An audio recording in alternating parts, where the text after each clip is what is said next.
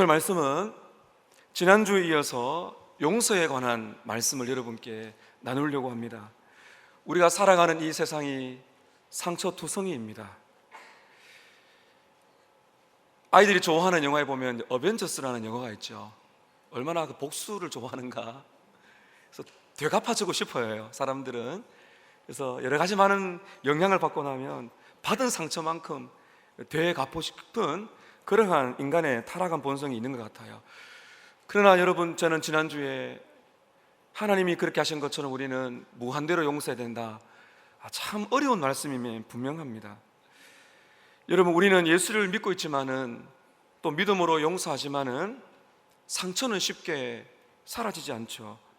그 사람의 얼굴을 본다든지 목소리만 들어도 용서했지만은 쉽게 말하면 이제 트라우마가 남아있어서 많은 시간을 어려움을 겪는 것이 바로 우리입니다. 그러나 여러분, 용서를 하는 것, 용서를 구하는 것이 참 이 시대에 또 예수를 믿고 살아가는 우리들에게는 쉬운 문제가 아니기 때문에 대충 넘어갈 수는 없고, 그래서 저는 오늘 이어지는 이 비유를 통해서 우리들에게 주님께서 말씀하시는 그 용서를 실천할 수 있는 몇 가지 방법들을 말씀을 통해 여러분께 나누고자 합니다. 크리소스톰이라는 목사님은 이런 말을 했습니다. 우리에게 상처를 준 사람을 용서하는 것만큼 우리를 가장 하나님을 닮게 하는 것은 없습니다. 무슨 말인가 하면요, 우리가 예수님을 닮고 하나님을 닮아 간다고 말하는 우리 성도들이 진짜 그 모습이 진짜 예수를 닮은 모습이야 라고 보여줄 수 있는 최고의 모습 중에 하나가 뭐라는 것입니까? 용서입니다. 용서. 여러분, 그렇기 때문에 우리는 이 말씀을 겸손한 마음으로 받아들이고 또 나는 그렇게 할 수 없어요 라는 그러한 딱딱한 마음이 아니라, 오늘 여러분 말씀을 쭉 따라가시다 보면 주님이 이렇게 하라고 하시는구나, 우리는 이 도전 앞에 다시 한번 또 결단하고 할 수 있는 힘을 얻게 될 것입니다. 오늘 저는 여러분 본문을 통해서 용서를 실천하는 5가지 방법을 말씀드리려고 하는데, 오늘 이 말씀을 표면적으로 보면 몇 가지가 이렇게 떨어져 있는 사건인 것처럼 보입니다. 그러나 이 사건을 용서라는 주제로 1절부터 10절까지 우리가 전체를 문맥을 따라 쭉 보게 되면 아주 자연스럽게 용서를 실천하는 것을 우리에게 도전을 주고 있습니다. 자, 5가지입니다. 용서를 실천할 수 있는 방법, 첫 번째는 상처를 주지 않도록 조심하는 것입니다. 여러분 1절 보세요. 예수께서 제자들에게 이르시되, 이미 믿는 사람들에게 주신 말씀이죠. 실족하게 하는 것이 없을 수는 없다. 여러분, 강한 부정은 무엇을 의미합니까? 강한 긍정을 말하죠. 무슨 말인가 하면은 예수를 믿고 믿음으로 살아가는 이 교회 공동체 안에서도 반드시 발생하는 일이 있다. 그것이 뭐라고요? 실족해 하는 일이 있다는 겁니다. 여러분, 실족한다는 거는 원문 그대로 말하면 내가 걸어가는 길목에 걸림돌을 두어서 넘어지게 만든다는 뜻이고요, 좀 더 풀이하자면은 내가 누군가에게 마음을 아프게 하고 상처를 주고 시험에 빠지게 할 수 있다는 거죠. 심지어 그 사람이 나의 말 한마디, 행동을 통해서 영적으로 타격을 입고 심지어 죄를 지을 수도 있다. 여러분, 우리가 참 약한 존재이기 때문에 이러한 일들이 교회 안에서도 있다는 것을 여러분, 우리는 경고의 말씀으로 받아들이셔야 됩니다. 상처를 주고받는 일이 없으면 얼마나 좋겠습니까? 용서를 해야 되고 용서를 받아야 되고 이런 일이 없다면 얼마나 좋겠습니까? 여러분, 그러나 그런 일은 우리가 죽고 나서 가야 되는 완전한 천국에 가서야 이루어집니다. 오늘 주님이 하신 말씀 다시 한번 여러분 귀담아 들으세요. 제자들에게 이르시되 실족해 하는 일이 없을 수는 없다, 있다, 이런 말씀이시죠. 그런데 여러분, 예수님 말씀이 이렇습니다. 그렇게 하는 자에게는 화가 있다. 다른 사람들을 아프게 하고 힘들게 하고 넘어지게 하고 죄를 짓게 만드는 그 사람에게는 화가 있다. 어떤 화인지는 예수님이 밝히지는 않습니다. 이 대목을 두고 필 라이큰 목사님은 이렇게 말씀합니다. 우리가 불평하면 다른 사람들을 원망하게 만들 수가 있습니다. 우리가 상대방에게 못된 말을 하거나 자꾸 논쟁하게 되면 상대로 하여금 화를 내게 만들 수 있습니다. 음란한 말을 하다 보면 상대로 하여금 성적인 죄를 짓게 만들 수가 있고, 심지어 내가 이룬 업적을 자랑하다 보면 그 말을 듣는 사람으로 하여금 시기와 질투심을 느끼게 만들 수가 있습니다. 이런 것들은 모두 다른 이들의 영적인 성장을 가로막고 병들게 하는 걸림돌이 될 수가 있습니다. 가장 심각한 경우가 있어요. 여러분 2절 보십시오. 그가 이 작은 자 중에 하나를 실족하게 할진대. 여기서 말하는 작은 자는 키가 작다든지 어린 아이를 말하는 것이 아닙니다. 신앙이 어린 사람, 갓 예수를 믿고 신앙생활을 한 그 사람에게 심각한 영적인 해를 가할 수가 있다는 것입니다. 여러분, 그래서 이렇게 기쁜 마음으로 신앙생활을 하시는 초신자들이 교회에 와서 참 상처를 받고서는 교회를 떠나는 일이 있습니다. 그런 일이 있어서는 안 되겠죠. 이것이 얼마나 큰 죄인가를 예수님은 이렇게 말씀하십니다. 2절 다시 한번 보십시오. 그가 이 작은 자 중에 하나를 실족하게 할진대 차라리 어떻게 하는 것이 낫다고요? 연자 맷돌을 그 목에 매어 바다에 던져지는 것이 나으니라. 제가 담임 목사로서 그래서는 안 되겠지만은 도덕적으로 큰 죄를 지었다고 가정을 하겠습니다. 여러분이 저를 볼 때마다 얼마나 큰 시험이 들겠어요. 아이고, 배성현 목사 거룩한 척 하더니만 그럼 그렇지 이러면서 여러분 마음에 얼마나 큰 시험이 들겠어요. 아마 어떤 분들은 갓 이제 신앙의 생활을 하신 분들은 그 충격이 이만저만할 것이 아니겠죠. 그러면 여러분, 오늘 말씀이 이런 말씀입니다. 제가 여러분들에게 영적으로 특별히 신앙이 어린 분들에게 상처를 줄진데 차라리 무엇이 낫다는 거예요? 저의 목에 연자맷돌, 짐승을 통해 돌려야 되는 그 큰 돌덩어리를 제 목에 메고 제가 바다에 그냥 빠뜨려지는 것이 낫다. 이해가 되십니까? 근데 제가 육체적으로 죽는 것이 여러분을 영적으로 죽이는 것보다 낫다는 거죠. 굉장히 두려운 말씀입니다. 얼마나 큰 죄인가를 주님께서 이렇게 비유하고 계신 거예요. 여러분, 우리는 이런 죄를 지어서는 안 되고 조심해야 되겠습니다. 여러분 3절 상반절 보세요. 너희는 스스로 어떻게 하라고요? 조심하라. 무심코 내뱉은 한마디, 나의 행동이 함께 믿음의 길을 걸어가는 옆에 지체들에게 큰 상처를 입힐 수가 있습니다. 여러분, 그러므로 우리는 서로를 위해 기도해 줘야 됩니다. 여러분은 제가 타락하지 않도록, 다른 분들에게 상처를 주는 목회자가 되지 않도록 기도해 주셔야 됩니다. 우리는 서로를 지켜주고 기도를 해 줘야 됩니다. 그리고 혹시나 내가 다른 분들에게 상처를 주게 된다면 가능한 빨리 여러분 용서를 구하시고 회개해야 됩니다. 이것이 우리가 사는 길입니다. 어떤 분은 이런 말씀하세요. 아니 뭐 그런 것 가지고 다 상처를 받으세요. 저는 별 뜻이 없었습니다.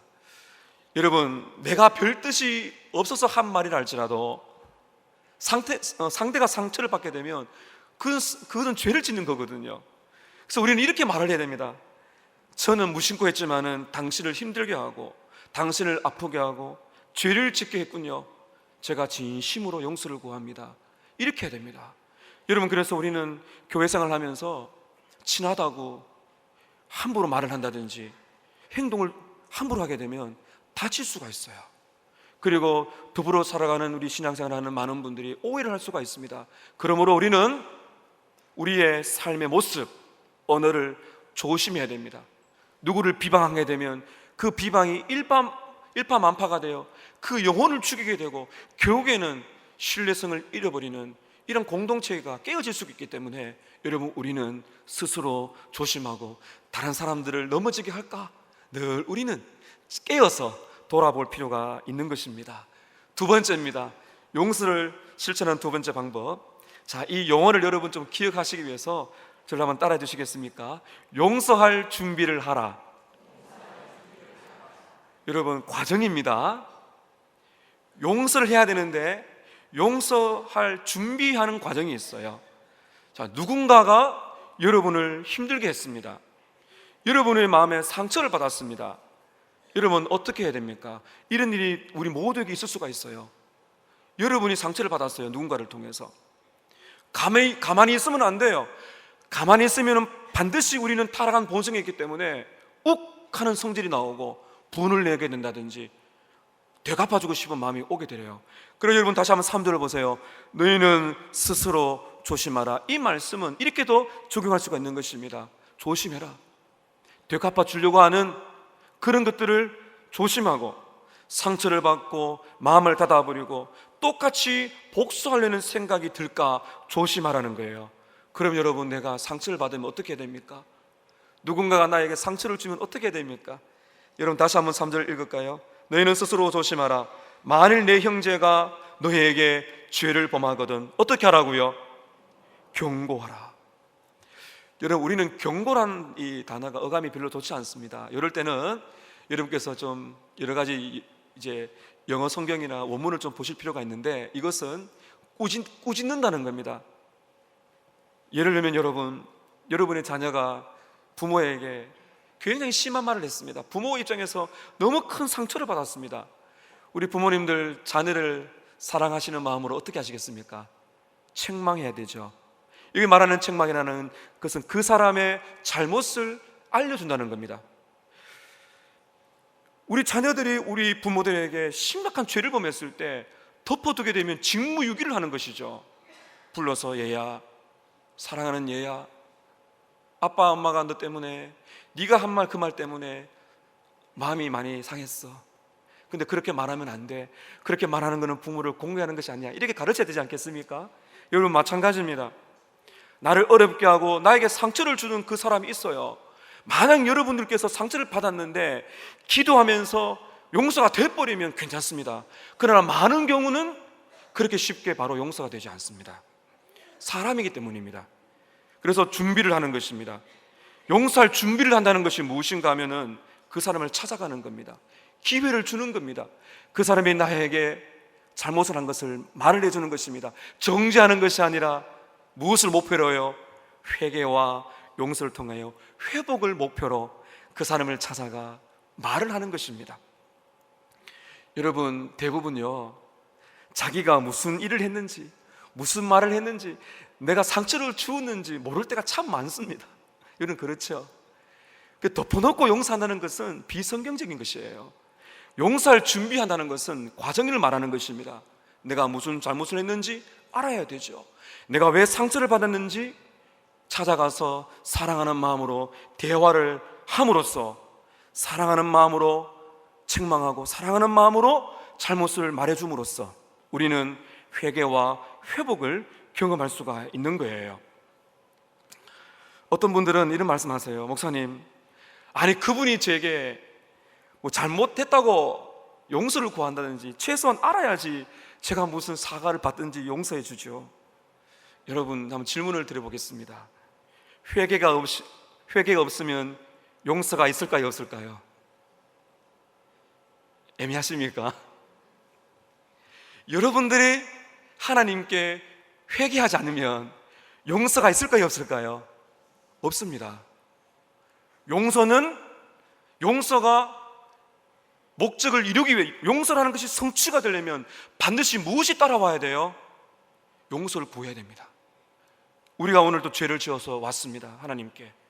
그런데 눈을 감고 가만히 있으면 용서 주시나요?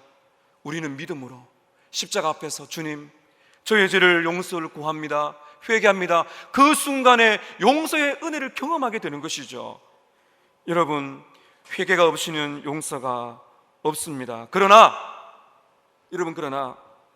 상대가 나에게 잘못을 인정하고 용서를 구하지 않을 때 우리 어떻게 될까요? 용서할 준비를 해야 되는 것입니다. 제가 지난주에 1만 달란트 예를 들었습니다. 나의 엄청난 죄를 주님이 용서하셨지. 그것을 기억하면서 나에게 상처를 주는 그 사람을 용서할 준비를 하는 거예요. 그래서 기회를 주는 것입니다. 찾아가서 당신이 나에게 이런 말을 했는데 내 마음이 너무 아팠습니다. 이런 말을 함으로써 그 사람에게 회복의 기회, 용서를 구할 기회, 용서할 기회, 이런 기회를 주는 것이 바로 용서를 준비하는 것입니다. 여러분, 우리 예수님께서 오늘 예배 자리에 나와서 기도하는 우리를 기뻐하십니다. 그러나 여러분, 우리가 진심으로 회개해야 용서를 경험할 수 있죠. 마찬가지입니다. 우리는 다 준비 과정이 필요합니다. 그래서 일정한 시간에서 내가 깨닫고 말해주고 용서를 구할 수 있는 이 준비가 우리에게 필요한 것입니다. 로지 존스 목사님은 이렇게 말을 합니다. 하나님의 영광을 위해 그리고 지극히 겸손한 마음으로 말하고자 합니다. 나는 나 자신이 하나님 앞에서 나의 복되신 예수께서 내게 베풀어 주신 일들을 깨달을 때마다 누구에 대해서 그리고 어떤 일에 대해서도 용서할 준비가 되어 있습니다. 여러분을 축복합니다. 용서할 준비를 하십시오. 예수님 십자가 앞에 서서 상처를 받고 나가 떨어지시면 안 돼요. 마음을 닫아드리면 안 됩니다. 용서할 준비를 하세요. 주님이 그렇게 만들어 주시기를 깨닫고 말해주면서 아름다운 회복이 있기를 기도하며 기다리고 사랑한 마음으로 책망하는 이 과정을 통해서 우리는 용서할 준비를 하는 것입니다. 세 번째입니다. 용서를 실천하는 세 번째 방법은 기꺼이 용서하는 것입니다. 상대방이 대화를 하면서 자신의 잘못을 깨닫고 진심으로 용서를 구하고 회개한다면 여러분, 우리는 어떻게 해야 될까요? 용서해야 됩니다. 3절 하반절 보십시오. 만일 내 형제가 죄를 범하거든 경고하고, 그 다음 잘 보세요. 회개하거든 어떻게 하라고요? 용서하라. 자, 4절 함께 읽겠습니다. 시작. 하루에 7번이라도 내게 죄를 짓고 7번 내게 돌아와 내가 회개하노라 하거든 너는 용서하라 하시니라. 예수님께서 좀 독특한 예를 가정을 하셨습니다.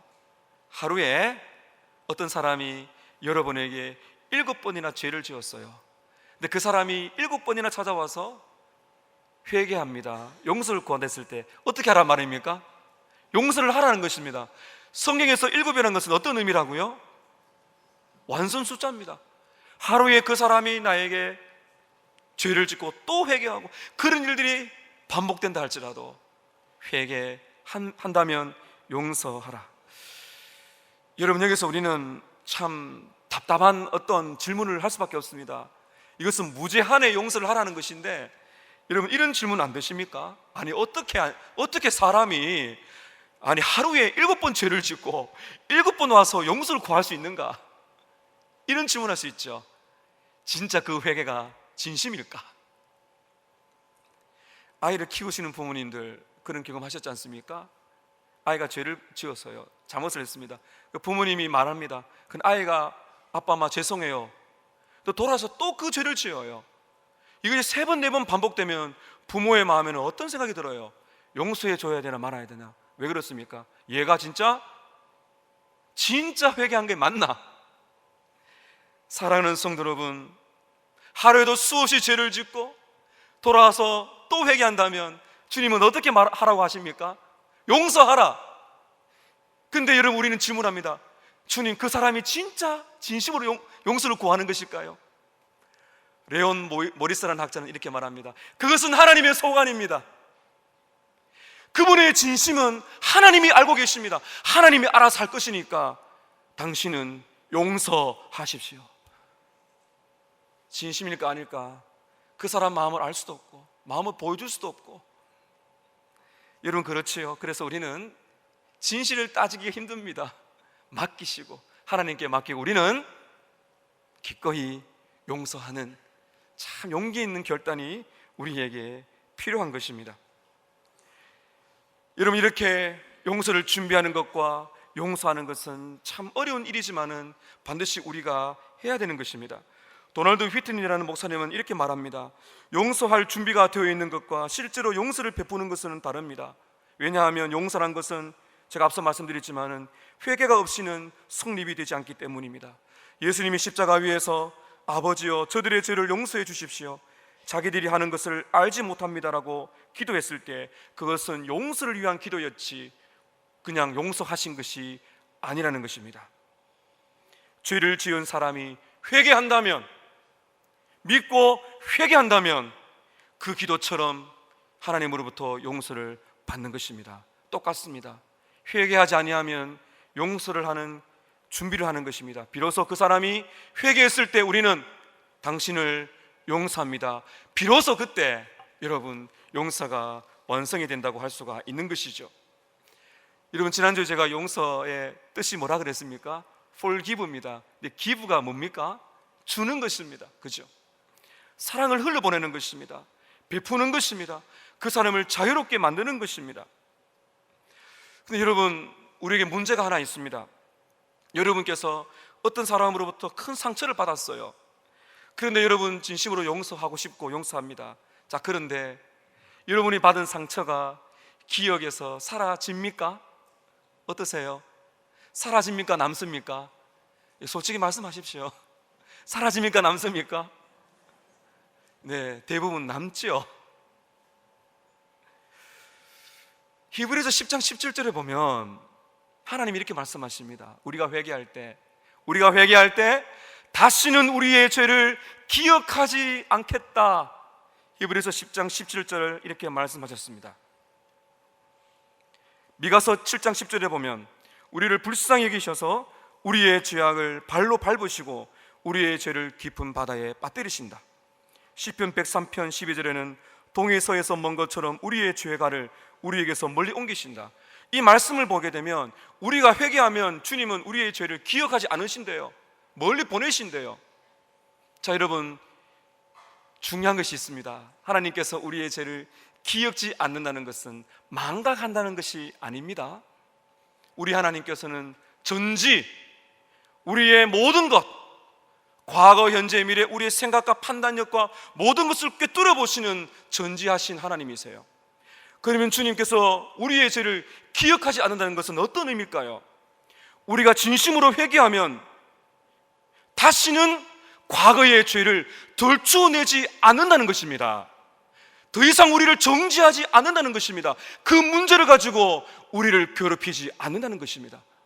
여러분, 그래서 우리는 얼마나 하루에 수없이 와서 회개하고 이렇게 우리가 예배 드릴 때도 면목 없을 때가 얼마나 많아요. 그러나 우리가 진심으로 회개하면 주님은 용서하시고 그것을 끄집어내 우리의 마음을 어렵게 하지 않는다는 것이죠. 여러분, 우리를 보세요. 우리는 용서합니다.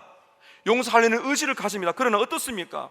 자꾸 그 사람이 생각만 나면 마음이 쓰라립니다. 도널드 휘트니 목사님이 이렇게 말합니다. 성경은 용서하고 그냥 잊어버리라고 말하지 않습니다. 바쁘게 살다 보면 잊어버리는 경우도 있지만 그것은 용서가 아닙니다. 회개가 필요하다는 것이죠. 회개하고 용서를 구하지만 아픈 기억은 좀처럼 사라지지 않습니다. 제가 좀 전에 인용한 이 도널드 휘트니 목사님은 지금 미국에서 영성 제자 훈련의 대가로 알려져 있습니다. 아주 귀한 책들을 많이 지으신 분이세요. 근데 이분이 27세의 나이로 작은 교회에 부임한 사건을 그의 책에서 적은 간증을 제가 읽어봤습니다. 젊은 이 목사님이 부푼 꿈을 안고 교회에 갔는데 그 교회는 수년간의 담임 목사가 수없이 바뀐 상처가 많은 교회였다는 사실을 그제서야 알게 됩니다. 그리고는 그 교회에 목사가 오게 되면 꼭 쫓아보내려고 앞장서는 한 여자 자매가 있다는 사실을 똑같네요. 여자 자매, 여자 집사님이 있다는 걸 알게 되었어요. 만나면은 그렇게 목사님을 힘들게 합니다. 목사님이 그렇게 설교하신 대로 한번 살아보세요. 목회 그만두시고 나가보세요. 이런 말을 해요. 그래서 하루는 이 사모님이 병이 들어가지고 병원에 갔더니 의사가 말을 합니다. 도대체 누가 목사님 사모님을 괴롭혔길래 이렇게 몸이 엉망입니까? 여러분, 말로 상처받으면요 몸도 아픕니다. 골병이 들 수가 있어요. 정말 상처를 많이 받습니다. 그래서 이 목사님은 계속 말을 합니다. 하나님의 말씀을 보면 용서라는 말씀이 있는데 근데 그 여집사는 회개할 기미가 보이지 않는답니다. 그래서 목사님이 기도할 때가 되면 늘 그분이 생각납니다. 상처가 생각납니다. 자다가 벌떡 일어나서 헛소리를 하고 그 상처가 마치 마음에 화살을 쏜 것처럼 견딜 수 없는 어려움 때문에 수년을 고통받았다고 합니다. 여러분, 어떻게 될까요? 휘트니 목사님은 말합니다. 다른 방법이 없습니다. 십자가 앞에 날마다 나아가서 나의 죄를 용서하신 주님을 바라보고 그래도 용서하라는 십자가의 메시지를 바라볼 뿐이었습니다. 그것이 수년이 지나가고 오랜 시간이 지났을 때야 비로소 원망과 증오의 마음이 사라지게 되었습니다. 사랑하는 성도 여러분, 다른 방법이 없습니다. 사람이기 때문에 용서를 베풀어도 오랫동안 기억에 남습니다. 여러분, 그러나 시간이 걸리더라도 우리는 십자가를 바라보면서 용서받았으니 용서하라는 십자가의 복음 앞에 서서 우리는 오랫동안 주님을 바라볼 필요가 있습니다. 여러분, 용서가 뭡니까? 용서는 그 사람의 죄를 기억하지 않는 것입니다. 하나님께서는 우리의 죄를 우리가 회개할 때 기억하지 않습니다. 어떤 의미라 그랬습니까? 그 죄를 다시는 거론하지 않겠다는 것입니다. 용서라는 것이 무엇입니까? 상처가 있어요. 상처가 생각납니다. 그 사람을 생각하면 막 자다가 일어날 만큼 아플 수가 있어요. 그러나 용서란 것은 다시는 그 잘못을 거론하지 않는다는 것이죠. 아프지만 그 사람이 회개했을 때 다시는 그 아픔을, 그 사람의 잘못을 들추어내거나 공격하거나 거론하지 않는 것입니다. 이런 문제가 또 하나 있습니다. 잘못을 모르고 끝까지 용서를 구하지 않는다면 어떻게 하겠습니까? 그런 경우 많습니다. 아무리 이야기해도 용서를 구하지 않는 경우도 있습니다. 참 어렵습니다. 정말 아픕니다. 그럴지라도, 시간이 걸릴지라도 십자가에서 떠나지 마시기를 바랍니다. 주님이 시간이 걸릴지라도 여러분의 아픔을 아시기 때문에 오랜 시간이 걸릴지라도 그 십자가를 통해서 여러분을 회복시킬 줄로 믿고 끝까지 십자가를 놓지 마시기를 축복합니다. 네 번째입니다. 용서를 실천하는 네 번째 방법은 진실한 믿음으로 용서하는 것입니다. 한번 따라 하실까요? 진실한 믿음으로 용서하라. 여러분, 지금까지 제가 용서에 대한 말씀을 드렸는데 다시 한번 질문을 할게요. 용서하는 것이 쉽습니까? 어렵습니까? 거의 똑같이 말씀하시네. 어렵습니다. 맞습니다. 이렇게 누가 할 수 있겠습니까? 예수님의 말씀을 듣던 제자들도 똑같은 생각을 했습니다. 이거는 보통 수준이 아니야. 그래서 예수님께 이런 기도를 합니다. 여러분, 5절을 보십시오. 자, 5절 한번 읽을까요? 시작. 사도들이 주께 여짜오되 우리에게 무엇을 대해달라고요? 이 말은 큰 믿음을 달라는 것입니다. 주님, 도저히 우리는요 이렇게 용서를 못하겠습니다. 그러니 큰 믿음을 주신다면 용서할 수가 있습니다. 제자들은 용서해야 되는 걸 알고 믿음이 필요한 것을 알았는데 큰 믿음이 있어야 용서할 수 있다고 생각한 것 같습니다. 예수님께서는 이들의 아픔과 어려움을 잘 알고 계셨기 때문에 그들이 이해하기 쉬운 비유를 하나 드십니다. 여러분, 6절을 보시기 바랍니다. 주께서 이르시되 너희에게 어떤 믿음? 겨자씨 한 알만큼, 좁쌀만큼만한 믿음만 있다면 이 뽕나무들어 뿌리가 뽑혀 바다에 심기울이라 할지라도 될 것이다. 순종할 것이다. 여러분, 뽕나무를 잘 모르는데요, 뽕나무는 자라면 10m가 넘고 그 다음에 뿌리가 워낙 깊어서 뽑히기 힘들어요. 근데 여러분, 지금 예수님 뭐라 말씀하십니까? 그렇게 튼튼한 뽕나무라 할지라도 겨자씨만큼 작은 믿음만 있다면, 명령만 한다면 뽕나무가 뽑혀서 바다에 심길 것이다. 굉장히 표면적으로 이 말씀 보시는 분들은 이렇게 하실 수 있습니다. 뽕나무 앞에 가서 이런 기도하지 마십시오. 그렇게 하라는 말씀이 아닙니다. 하나님의 뜻이면 되겠지만은 이 말의 의미는 무엇입니까? 잘 보세요. 제자들은 무엇을 구했나요? 믿음의 크기를 구했습니다. 그렇죠? 믿음의 양이 필요하다 생각했습니다. 근데 예수님은 지금 뭐라 그러세요? 겨자씨만한 믿음만 있다면 놀라운 역사가 일어날 수 있다, 이걸 지금 말하고 있죠. R.H. 스타인이라는 신학자는 이렇게 말합니다. 중요한 것은 믿음의 양이 아니라 믿음의 질입니다. 다시 말하면 믿음의 크기가 아니라 하나님을 향한 진실한 믿음만 있다면 아무리 작은 믿음이라 할지라도 위대한 일을 이룰 수가 있습니다. 그 중에 하나가 무엇입니까? 용서하라는, 정말 하기 힘들고 하기 어려운 그 일도 진실된 진짜 믿음만 있다면 할 수 있다. 이미 너희들에게는 그 믿음이 있다, 충분하다, 이렇게 말씀하고 계신 거예요.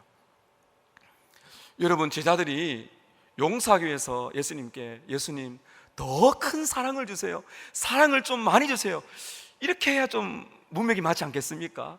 그런데 왜 갑자기 믿음을 달라고 할까요? 여러분 잘 들어보십시오. 우리가 어떤 일을 행합니다. 특별히 오늘 말씀에 하면은 용서라는 엄청나게 어려운 하나님의 말씀 앞에 서 있습니다. 어떻게 용서할 수 있나요? 참된 믿음 안에 있으면 됩니다. 이 믿음은 어떤 믿음입니까? 하나님께서 내 모든 상황을 통제하고 계신다는 믿음인 것입니다. 내가 상처를 받고 어렵다는 것, 나의 모든 상황을 다 알고 계신다는 믿음인 것입니다. 나는 약하고 부족해서 용서할 힘이 없지만은 주님이 나를 도우신다면 나는 능히 용서할 수 있다는 믿음인 것입니다. 이것이 진실된 믿음이에요. 이 믿음이 여러분들에게 있다면 발휘하시기를 축복합니다. 더 큰 믿음을 달라고 기도할 필요가 없다는 것이에요. 이미 우리 마음속에 이러한 본질적인 믿음만 있다면 주님이 내가 받은 상처 다 알고 있다는 건 내가 믿고, 이 어려운 상황 도저히 해결할 수 없고 자꾸 떠올려지는 트라우마가 있지만은 이 모든 상황을 통제하고 있다는 것을 내가 믿고 어렵게 기도하면서, 주님의 말씀이니 기도하면서 은혜를 힘입어서 용서하고자 발버둥치는 나를 알고 계시고, 그리고 용서할 힘을 주신다는 것을 믿을 때 여러분, 우리는 용서할 수가 있다는 것입니다. 여러분들에게 진실한 믿음이 있는지를 돌아보십시오. 그리고는 더 큰 믿음이 아니라 그 진실된 믿음을 발휘하시기를 격려합니다. 마지막 5번째입니다. 용서를 실천하기 위해서는 겸손한 마음으로 용서하시기를 바랍니다. 어떤 마음으로요? 겸손한 마음입니다. 용서를 할 준비가 되어 있는 것, 정말 귀한 일입니다. 하루에 7번 죄를 짓고 7번 회개했을 때 7번 계속 용서해 준다는 것도 참 귀한 일입니다. 그러나 여러분, 우리가 그렇게 용서하는 삶을 살 때 자칫 우리가 넘어질 수 있는 죄가 있습니다. 그것이 무엇인가 하면 교만입니다. 대단한 일을 행했다는 칭찬받고 보상을 받고 무엇인가 하나님으로부터 얻고자 하는 그런 마음이 있는 것, 이 마음이 바로 용서하는 사람 마음속에 찾아올 수 있는 교만이라는 것이에요. 그리고 주님께서는 7절에 10절까지 보게 되면 겸손하라는 것을 비유로 말씀하세요. 여러분 7절 보세요. 너희 중 누구에게 밭을 갈거나 양을 치거나 하는 종이 있다. 주인과 종에 관한 말씀하십니다. 농부가 있는데 한 종이 있어요. 그 종을 밭과 논을 갈도록 그렇게 일을 시킵니다. 양을 치게 만듭니다. 일을 다 끝나고 밭에서 돌아오면 7절 중반입니다. 밭에서 돌아오면 그대로 곧 와서 앉으라 먹으라 할 자가 있느냐. 여러분, 주인이 종이 일 마쳤을 때 수고하셨습니다, 빨리 와서 식사하십시오, 그렇게 말할 사람이 있느냐는 것입니다. 없지요. 8절 보세요. 도리어 그대로 내 먹을 것을 준비하고 띠를 띠고 내가 먹고 마시는 동안에 수종 들고 너는 그 후에 먹고 마시라고 하지 않겠느냐. 9절 보십시오. 명한대로 하였다고 종에게 감사하겠느냐. 여러분, 무슨 말입니까? 종이 하루 종일 일을 하고 돌아왔어요. 그런 주인에게 말합니다. 주인님, 오늘 제가 주인이 맡기신 일을 다 했습니다. 이건 주인이 하셔야 될 일인데 제가 했습니다. 제가 얼마나 수고했는지 아시죠? 여러분, 이렇게 말하면 될까 안 될까요? 안 되죠. 그 말을 들은 주인이, 제가 지금 상상하는 것입니다. 아이고 종님, 수고 많이 하셨습니다. 감사합니다. 어서 와서 식사하시죠. 아이고, 제가 해야 될 일인데 종님이 하셨네요. 이러면서 감사할 주인이 있겠어요, 없겠어요? 없습니다. 여러분, 무슨 말입니까? 10절에 주님이 이렇게 말씀하십니다. 이와 같이 너희도 명령받은 것을 다 행한 후에, 오늘 문맥에 의하면은 용서를 베푼 거 귀한 일입니다. 그 일을 행한 후에 어떻게 하라는 것입니까? 이르기를 우리는 무엇이라고 말하라고요? 한 따라 하실까요? 우리는 무익한 종입니다. 이렇게 말하는 겁니다. 여러분, 무익하다는 것은 주인에게 유익이 되지 않는다는 것입니다. 제가 어떤 의미인지 말씀드릴 거예요. 또 어떤 번역에 보면 무가치한 종이다, 이런 뜻이 있습니다. 여러분, 이 종이 너무 자존감이 낮은 건 아닐까요? 근데 성경에서 종이라는 것은 노예를 말하는 것이 아니라 주인이 누군가를 말하는 것입니다. 여러분의 주인은 누구십니까? 예수님 맞습니까? 예수님의 종이라는 것은 어떤 의미입니까? 굴복이 아니라 기쁜 마음으로 나의 주인이 하시는 말씀을 기쁜 마음으로 순종하는, 그것이 바로 예수 그리스도의 종, 진정한 자유자라는 것이죠. 여러분, 그런데요, 우리가 마치 용서를 했어요. 그런 기도하면서 마치 내가 주인이 된 것처럼, 주님, 저 참 잘했지요. 대단한 일을 했지요. 좀 칭찬을 받아야 되지 않겠습니까? 저 때문에 하나님께서 유익을 얻지 않았습니까? 이런 말을 하면 안 된다는 것입니다. 여러분, 잘 들으십시오. 하나님은 조금도 부족함이 없는 완벽하고 풍성한 분이세요. 그분이 무엇인가 결핍하고 부족한 것이 있어서 우리에게 순종을 요구하는 것이 아닙니다. 우리에게 용서하라, 순종하라고 말하는 것은 은혜를 경험하기 원하는 하나님의 사랑인 것입니다. 여러분, 용서할 때 우리는 무엇이 필요합니까? 하나님의 은혜가 필요합니다. 우리가 용서를 하는 것 대단하지만 용서할 수 있는 것도 내 힘으로 했나요? 아니죠. 하나님이 우리에게 무엇을 주셨습니까? 은혜를 주셨습니다. 용서할 수 있는 힘을 주셨습니다. 그렇다면은 우리가 주의 말씀을 순종하여 명령한 대로 행하여 용서를 베풀고 나서 어떻게 될까요? 주님, 저는 그저 주님의 은혜를 받았습니다. 저는 주님이 은혜를 베푸셔서 저를 종으로 삼으셨습니다. 저는 주님의 말씀을 지키는 것이 기쁩니다. 비록 용서하는 것이 어렵지만은 최선을 다해 용서를 했습니다. 그러나 주님, 저는 칭찬받을 만한 것이 아무것도 없습니다. 왜냐하면 이 모든 것이, 한번 따라 하실까요? 이 모든 것이 은혜로 된 것입니다. 사랑하는 성도 여러분, 많은 성도가 참 아름답고 큰 일을 하고 소중하게 순종합니다. 근데 끝이 잘못돼 다 망합니다. 왜냐하면 자기를 높입니다. 주님 뭐라 그러십니까? 순종하고 용서하는 거 정말 귀하다. 그러나 그 순종도 내가 너에게 준 은혜 때문에 한 것이다. 그러므로 여러분, 우리는 나는 무익한 종입니다. 저는 주님께 도움을 들으려고 한 것이 아니라 은혜를 받았을 뿐이고, 무가치한 나를 이토록 사랑하셔서 그 은혜에 힘입어서 저는 순종했을 뿐이고, 순종하기 어려웠지만 그 순종할 수 있는 힘도 우리 주님이 주셨습니다. 저는 그저 주님의 말씀대로 행한 것 뿐입니다. 저는 무익한 종입니다. 결론이 어떻게 됩니까? 하나님께 영광인 것입니다. 여러분께서 다른 사람을 상하지 않도록 조심하고 용서하기를 준비하고 용서를 구했을 때 기꺼이 용서하고 모든 상황을 알고 계시는 하나님을 절대적으로 믿음으로 용서하고, 여러분, 그리고 겸손한 마음으로 자기를 낮추고 용서하는 과정 속에서 누가 드러납니까? 주님이 드러납니다. 예수님은 십자가요, 예수님은 용서의 주님이시요, 우리의 모든 죄를 자신의 피값으로 갚아주시고 씻으신 용서의 주님이라는 사실을 보여주게 되는 것이죠. 그때서야 비로소 복음이 무엇인지를, 주님의 용서가 무엇인지를 보여줄 수 있는 최고의 길을 우리가 걷고 있는 것입니다. 여러분, 용서를 실천하시기를 축복합니다. 이 말씀 그렇게 하신다면, 이 말씀들 하신다면 여러분께서는 나중에 존귀한 대접을 받을 것이에요. 제가 말씀 한 구절 읽고 마칩니다. 누가복음 12장 37절입니다. 주인이 와서 껴있는 것을 보면 그 종들은 복이 있으리로다. 내가 진실로 너희에게 이르노니 주인이 띠를 띠고 그 종들을 자리에 앉히고 나와 수종들리라. 누가복음 12장 37절에는 주님이 종들을 종처럼 수종든답니다. 이런 황송한 일이 어디에 있나요? 예수님의 십자가는 겸손의 주님이십니다. 여러분께서 기쁨으로 어렵지만은 아픔이 있지만은 용서하기를 준비하고 용서를 실천해 나갈 때 주님이 얼마나 기뻐한지 아십니까? 여러분을 섬기시고 여러분을 높이실 것입니다.